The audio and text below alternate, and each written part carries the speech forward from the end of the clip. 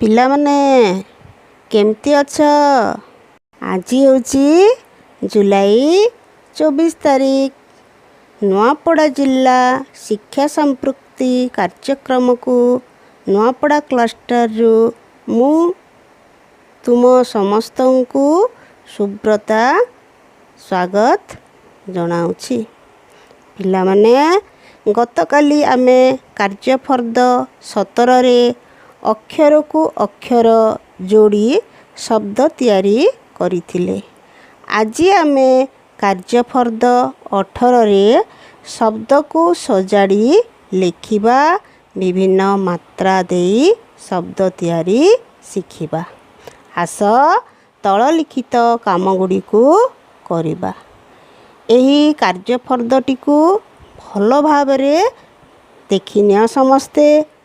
ଦେଖାଯାଉଛି ତ ସମସ୍ତଙ୍କୁ?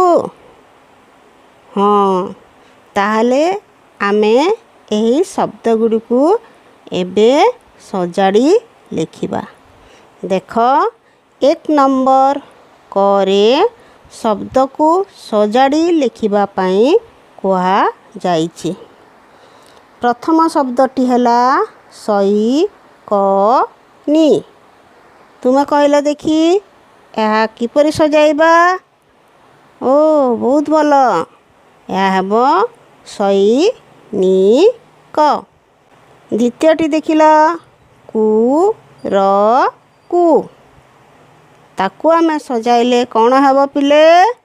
କୁକୁର। ତୃତୀୟ ଶବ୍ଦଟି ଦେଲା ଉନେଳ। ଉଳ। ତାକୁ ଲେଖିଲେ ଆମେ କିପରି ଲେଖିବା? କୁହ। ହଁ, ପୋଟଳ। ଖ ନମ୍ବରରେ ଆମେ ଆକାର ଦେଇ ଶବ୍ଦ ଗଢ଼ିବା। ଦେଖିନିଅ, ଭଲ ଭାବରେ ଦେଖ, କ'ଣ ଲେଖା ହେଇଛି ଏଇଟା? କଉ। କରେ ଆକାର କା ଉ। ପଠ। ପ ଆକାରେ ପା ଠ। ସର। ସ ଆକାରେ ସା ର। କଠ।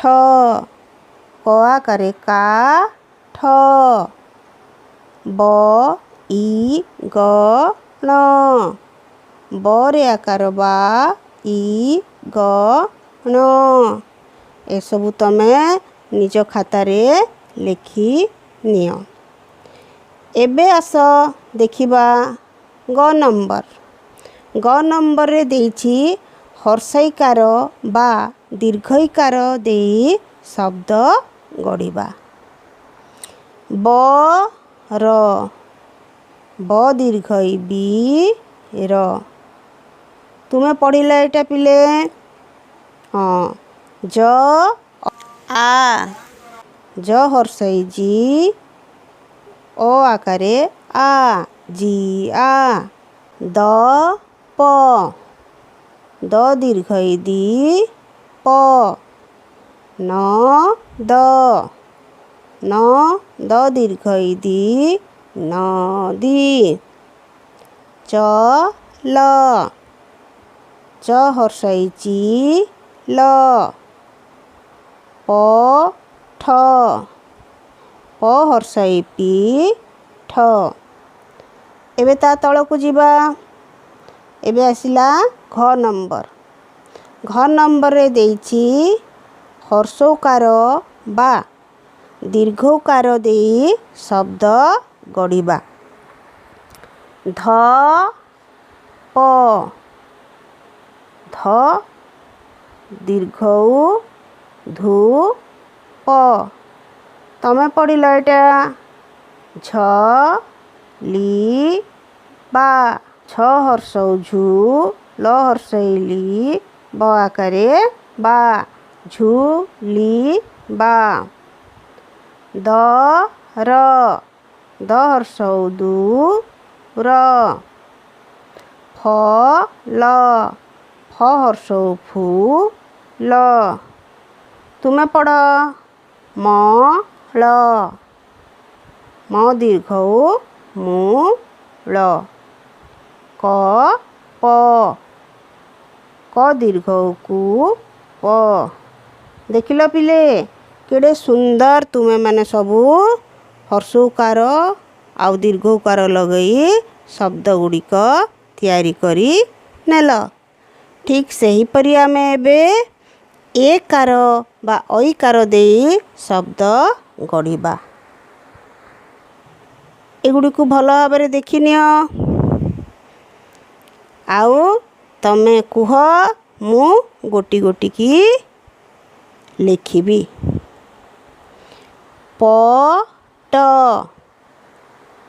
ପରେ ଏକାର ପେ ଟ। ନ ଉ ଳ ନରେ ଏକାର ନେ ଉ ଳ। ବ ଦ ବ ରେ ଐକାର ବଇ ଦ। ଦ ସ ଦରେ ଏକାର ଦେ ସ। ସ ନି କ ସରେ ଐକାର ସଇ ନ ହର୍ଷଇ ନି କ। ଖ ଳ ଖରେ ଏକାର ଖେ ଳ। ତା ତଳ ନମ୍ବରଟି ଦେଖିନିଅ। ତଳେ ଲେଖାଯାଇଛି।